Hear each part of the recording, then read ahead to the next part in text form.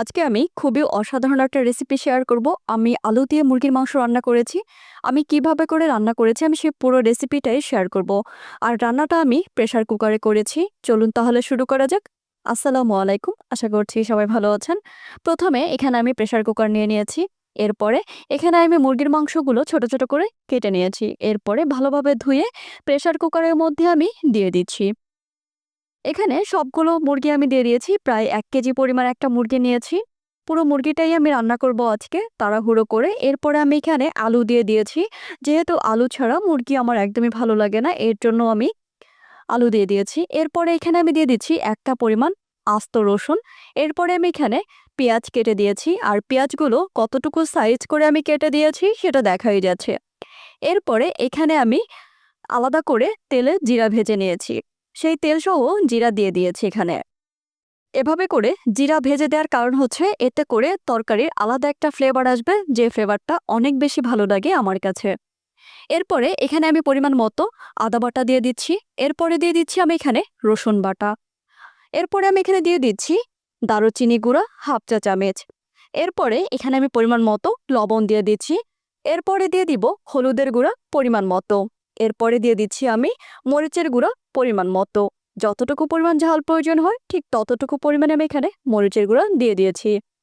এরপরে এখানে আমি দিয়ে দিচ্ছি একটা পরিমাণ তেজপাতা আর আস্ত 2-3 টুকরো দারুচিনি। এরপরে দিয়ে দিচ্ছি আমি এখানে সয়াবিন তেল। তারপরে ভালোভাবে মাখিয়ে নিচ্ছি। আমি হাত দিয়ে মাখাইনি, আমি এখানে কাঠের খুন্তি ব্যবহার করেছি। কাঠের খুন্তি দিয়ে এভাবে করে ভালোভাবে মশলার সাথে মাংস মাখিয়ে নিচ্ছি।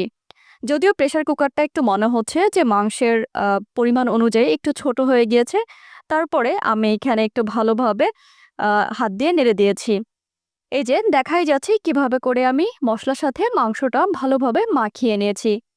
এরপরে আমি এখানে ঢাকনা দিয়ে ঢেকে দিচ্ছি। ঢাকনা দিয়ে ঢেকে আমি এখানে 2টা পরিমাণ ছিটিয়ে দিব।